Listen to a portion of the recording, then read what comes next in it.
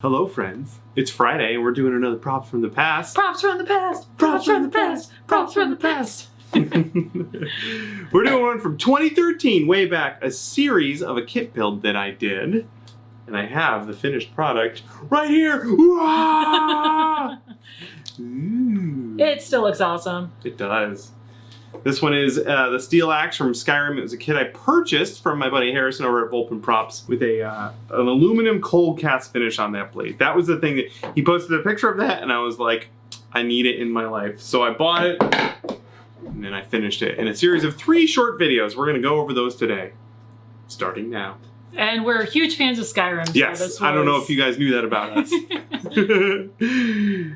Needed to get to. Oh. This right here is another kit that I... Let's go there. It's Jimbeard here, and now that Dragon Con is over, I actually have a little more time to crank out some personal projects that I've been meaning to get to. Oh, this right. right here is another kit. That Was there I no got intro or anything? Did it just That was it. launch right into the video, huh? Yeah. Okay. Yeah. from another prop maker. This was Much literally like the week after Judge Dragon Dredd Con. helmet Yeah, that yeah. I'm working on. Mid-September. And which will be finished soon, as soon as Oh, I yes. get a visor for The it. the Judge Dredd helmet we went over in another Props from the Past video. I'll link that one down below because those were done. You were working on both of those at the same time. Right. The Dread helmet, I brought to Dragon Con. Yes. And a flight attendant wore it on the plane, which was awesome. It's great.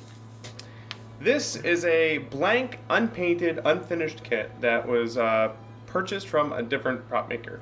This particular one is the Skyrim steel axe made by my friend and prop maker Harrison Cricks over at Volpin Props. In fact, this one is available for purchase on his website. I don't know if it still I is. don't know. There will be a link yeah. Below. So you They can do go get still your sell own and kits. follow along. Now, the kit comes with all of just the basic pieces of the axe. And there are a couple of other things that you need to finish it up. For That's example- pretty... Oops. I accidentally skipped. What have I done? It's pretty common Hey, among it's Jimbeard kit here. builds to get basically all the plastic, but then there may be a few more things you have to add.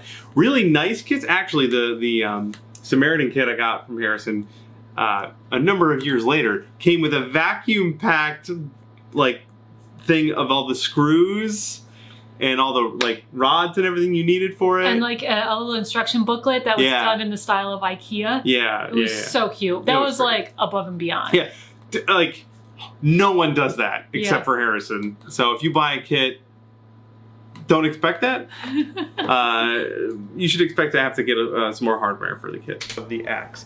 And there are a couple of other things that you need to finish it up.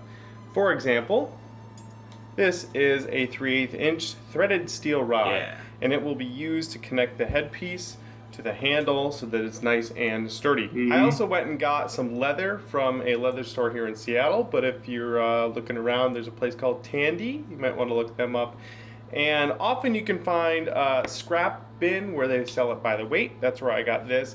And I only need a very little bit to cover just the handle part there. That's the case, especially if you're starting with leather and smaller pieces or smaller projects, is you can do a lot of stuff with just scraps.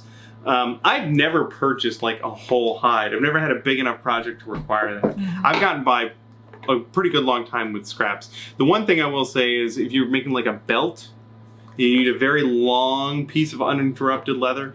You'll have to buy a big piece, but they do sell belt blanks. They do, yeah. I think was it Tandy, the one that had the belts as a little kiosk display, right by the checkout? I don't remember if it's Tandy or Could be, yeah. We have McPherson's too, is our other leather store.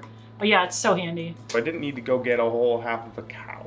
I also have a couple of leather dyes in case I want to color this, and some hemp and some nylon. That was your first different leather colors of supply. I know. Look at those stitch dye up the bottles leather are on the clean. handle once it has been assembled. They don't stay clean. Other That than dye gets that, everywhere. we are ready to get started putting this thing together. The first thing you want to do is remove these sprues. These are part of the casting process for pouring. So this got poured like so, and the resin filled up like that. I use my scroll saw because it's what I've got, but if you have a handsaw of any type, it will work. Wow, that's a too. giant sprue. All of these pieces I'm guessing here that was need to 'cause of get, the tip of the axe sprues had to be removed there filled. before they are ready for assembly. Once your pieces are ready to go, you want to go in with some sandpaper and remove the seams.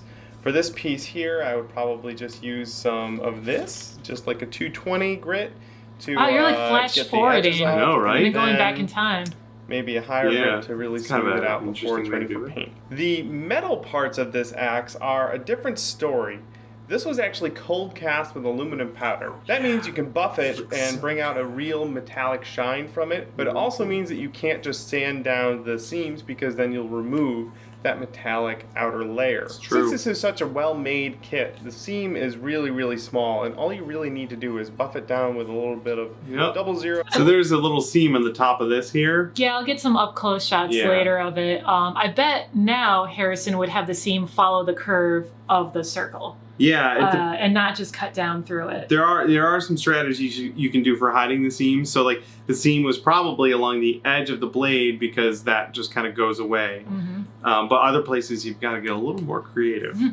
I've tried doing things like that in the past, like my keening one, cold casting that Yeah. one is kind of tricky, but I was able to pull it off. And you sure learn a lot after the first one you do. And then if you sell a couple kits and have to clean up every one, Yep. then you start thinking of better ways to do it as you're cleaning it up. Or 000 steel wool. While you're at it, you can use the steel now that's in wool to focus. buff the rest of the metallic pieces.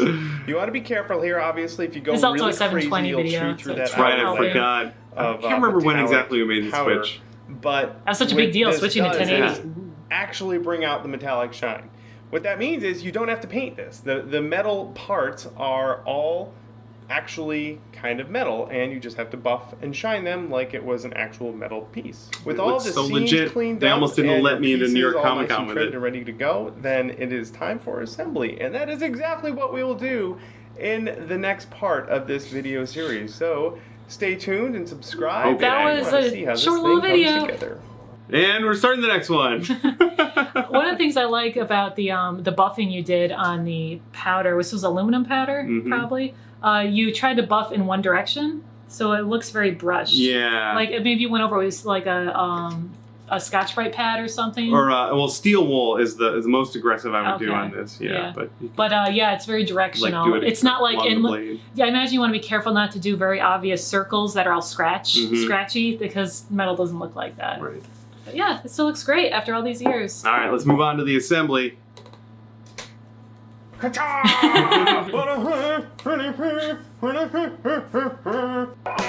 Hey, look, we got a stinger at the beginning there. Yeah. I don't know why I didn't do that. The Maybe you previous created one. Hey, it it's during the Jim two here. videos. Oh, you were listening to And I Skyrim in the made background. some Oh, of really, course I really was. great progress on this Skyrim. And in this steel video, I've axe already kit done the from work, and Volpin now I'm going to Props. talk about it. Once again, if you want to get I your was own just kit, playing fast and there'll be a loose link with the down in format back description, then. so go I'm just glad you check filmed it out. it. It is worth every penny. As you can see, the axe is for the most part all put together. There is one little piece left here that I will put on once the leather wrap on the handle has been added. I spent a good chunk of today assembling this bad boy into the sort of Saw big that old towel. piece you see here. And For it's starters, really I drilled a gross. hole in the handle and put in part of a threaded rod that the butt good to stock do that thing, with 3D prints as pommel, well. will be Oh, totally. attached to later. I also filled in some minor bubbles on the handle part that will be showing. Then I spray painted that to look like a brown I color. have to This remind will- myself that the camera I had at the time, the screen was on the back of the camera. It didn't fold out. I couldn't see myself. So a lot of the shots that are like out of focus or not framed very well, that's why. later get wrapped up in some string, so I'm not like really picky about it, but I think it looks pretty good. All of these pieces are connected together with threaded steel rods. The bottom part. Oh, that angle grinder Steel just rod, died like 2 weeks and ago. I drilled it in just using a power R.I.P. drill. I've and already making it purchased a just much, the right much better, size newer so that one. it would fit. Battery I made powered. sure that Yeah. the drill bit did not go all the way through by marking off the depth with a piece of tape. Yes, For don't the drill rest too of the far. pieces, I did those all kind of the same way. Mostly I just drilled a pilot hole, which is a smaller hole than I need, to get it all the way through the piece, or at least down to the depth that I need. For the main sort of I love that. body part of 1/8 the inch drill handle, bit, I that's needed like one that went all the way through. I wonder long. why So I you started originally drilling from purchased both that. ends until they Might have met been in the middle. for this. And then once it was all the way through, I would just go through again with bigger and then bigger and bigger drill bits until I had Yeah, the and I width remember the I had to go size in I from needed. both sides. To thread the rod all the Yeah. way through the middle piece, I just hooked up that rod to my drill bit, held There the you go. piece in my Perfect. hand, and Cuts drilled in. it through. Probably not Once I know it was in necessary. place, Like I it could have would just be glued good it to in a go. wider hole, but that used worked. some 5-minute epoxy. It's definitely not coming out. Lubed up the old. You took it back rod out. with it, and then drilled it back in Okay. place, and there it will be forever. Oh, the rest of absolutely. the pieces were done pretty much the same way. I wanted to make sure I dug into the handle deep enough so that I would not crack right off. So that's Oh, that got there threaded with in 3 there or 4 too. inches. Nice. And then I did the same thing for the head of the axe, and just again. If you ever do any drilling in a video that you share with people, be prepared for critiques on your drilling style. For instance, Bill is drilling toward his hand right now. I was not planning on drilling all the way through it, and I didn't drill all the way through it. Yeah, but I also don't see. Maybe there's a flag on there. I can't quite see it. Yeah, this is Bill's older drill that's corded, and it has a lot more torque than our little battery-powered ones. Oh, yeah. So it can really get out of control quickly, where it'll try and lurch, and then you'll lose what's in your hand.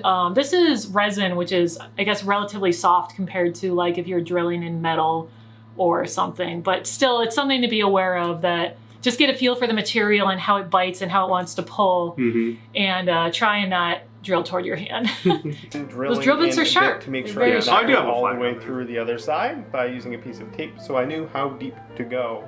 And then drilling the hole bigger and bigger until it was just big enough to thread the piece right I love that shape onto so much. Such a Yeah. good silhouette. rod. Steel all set. Of these pieces I love were all the epoxied steel together with weapons that and 5-minute armor in epoxy, that game. and Are now my favorite they will looking be like ones. this forever. There is no getting that thing apart. So there you have it. There is the axe. You can see that I have buffed most of this with a piece of steel wool here, and I will go over that again later on with some polishing compound, some aluminum polish. Could probably even compound. use a This little bit part of right polish. Here, I have done a The little bit of aluminum testing on. stays You pretty can see bright, it's kind of shinier. like more so than brass. And Doesn't the really rest of that will tarnish. get Yeah, that but it could treatment use once the I've put spruce the handle on, and I'm ready to You finish can't. this thing. You But do it a lot, for now, and you will wear this through is the where it's finish, going to be, and I will get to doing the could handle use in the lotion. next bit. Make sure you don't miss out how this thing gets finished. I just saw a falcon fly by with something in its talons. Oh my god! It was probably a smaller bird. We've had falcons in our neighborhood all summer, and then we thought they were gone a couple of weeks ago, but they might be back. It was either that or an osprey. It was hard to tell. It was brown and white. Oh my goodness! Might have been an osprey. Oh. We've gotten a lot of cool bird of prey action things this year with Bill's new lens. It's great. Just go ahead and subscribe, and if you have any questions about this kit, you can tweet me at Chinbeard, or you can just yell at me on Facebook at facebook.com/punishprops. I hope some of you guys go get this kit from Harrison over at Volpin Props and give it a go, because this has been a lot of fun and it looks really, really rad. Yeah, it does. So get out there, get your Dovahkiin on, make your own steel axe. I was just thinking how yelling at you on Facebook doesn't work anymore. That was back when you had Punished Props Facebook channel open for direct messages. Right? Yeah. And it just got out of hand. Yep. Like Had to people turn that off. asking random stuff. And we funneled it all to Twitter. Yep. So short questions on Twitter, and then we have a contact form on our website. It's just interesting how that's changed. All right. Last part. Oh, it looks so good. It's so pretty. It is pretty. Hey, it's Chinbeard here, and the Skyrim steel axe is done. When we last left off, it was just being assembled, and now I have put the finishing touches on it. This is, again, the Skyrim steel axe kit that I got from my friend Harrison over at Volpin Props, and if you go to volpinprops.com, you can order your own kit. The bulk of the rest of the work on this... I want to tell a quick story about Harrison and Dragon Con I believe that was 2012. 2012. There was one of the costume contests at Dragon Con is like this, it's like a fancy one where you have to like have like a portfolio that you submit and then you go up on stage. I think it's like Friday night they usually do Yeah, it. the Friday one. It's very focused on craftsmanship. Yeah. And we were in the audience, and I remember watching Harrison come out on stage, and he looked so cool. And he won some category. I don't know if it was the best of show, but he definitely won something. And I remember congratulating him afterwards, but it was him and Kathy from God Save the Queen's Fashions who made the whole costume. She did the leather parts, so the leather on his axe she did, and I think some of the leather on his costume. But he also had the shield, the white run shield! And he eventually turned that into a coffee table, Yeah. which I think is a really cool idea. Which is what we should do with our Dragonstone. Yeah, totally. It can be something like that. a baseball diamond shaped coffee table Or end table or something. end table. That would be great. Was this handle, and this is actual leather. This is a piece of cow leather that I got from McPherson's Leather in Seattle. And I followed a tutorial that Kathy from There we go. the Queen Fashions put together. I'll put a link to It's that. so nice of her to down share below. that. Yeah. But she did Kathy's some awesome. of the leather work on Harrison's axes and put together a really cool little tutorial that really helped me out a lot when I put mine together. The first thing I did was to cut out a piece of leather I feel like you're that cutting out was on the a little bit bigger than I needed towel. and kind of get it down to shape. I accidentally used a piece of legit leather as sort of a template and cut it too small, therefore wasting a piece of leather. So I would recommend using something like craft foam instead. Yeah. to Foam do makes your a great template for leather. And then trace that onto your real leather Yeah. to get the final piece. Once the piece is close enough with some overlap on the back edge, you can wet it down. You just get it wet, soak it up with a whole bunch of water, and then put it around the handle and clamp This is fun. it Wet with forming a whole leather, bunch like we of did it clamps. for the Then you let it dry. holster I for, ended up letting mine dry Blade over Runner? the weekend. Yeah, my Blade Runner for gun. a Yeah, couple of for our days, leather and working it was videos. definitely Yeah, it's dry by the cool. time I took the clamps off. Look at that. But then it had retained the shape of the handle. That's With the handle magic. piece all Mhm. shaped out, I was able to trim off the extra leather and start punching some holes so that I could lace this This thing has to be up. one of the There first are two leather sets of projects I laces did, on this, too. a Mhm. functional one and a decorative one. So I made sure to punch holes for both of those before the whole thing got put together. Then I started lacing it up using 2 needles. I was able to lace the back of it up with some hemp string. Is that This a saddle first one was stitch? the think so. functional lacing two needles that and really you- pulled the whole thing together. Then I Your curved tied it needles up too, and fancy. glued it off so that it would not go anywhere. With the functional laces all put on, I went and gave it a couple of coats of dye. You can get just normal leather dye from any leatherworking store. And then again, I let it dry. And in this Ooh, case, pretty it wasn't comprehensive necessary, little but I guide let here. I dry like it. overnight. When the handle piece was all dry, This was and really the one of your leather was first good to tutorial go, videos. I Right. went back in and did. It's interesting how the videos decorative just slowly stitching on became the back more and more it. of that This was over more of time. that hemp string, and I had a heck of a time getting it together because it's hard to stitch through something that's already flat on a piece of plastic. But I used a couple of curved needles. Yeah, those and curved needles I, came in fact, super broke handy one for that. because I specifically was remember doing that a whole struggle. bunch just with my needle nose plier. How would Yeah. how would you do that now? Because that was a tricky Probably the move. same way. Yeah. Yeah. I was just wondering if you could like loosely stitch the X ones in that you don't tighten and then Like ahead of time. yeah, because it looks like it's really hard to get in there when it's all Yeah, tightened down. that would probably work. Yeah. Still looks great though. Sure does. Like, if you make a project out of leather, it'll look good forever. Yeah. Although this whole part is separated. Yeah, I think it eventually shrunk a tiny bit. There's a little gap there. Yeah, and it looks like the pieces you glued on the leather went with it. Yep. Yeah. But I was able to get that all laced together and then wrapped around the top of the handle. Then I did a little bit more of this decorative stuff here where it sort of crisscrosses and ties on either side. And then finally terminates at the top of the handle with a whole bunch of wraps around it. And super glue. again, Yep, I see glued the down shiny with the super type glue of on super it. glue so that will not come That was, out. we did a lot of work with model sailboats growing up. My dad raced RC sailboats. And that was something I remember specifically. Every little knot on that got a dab of hot glue on, or super glue on it to keep it from coming apart.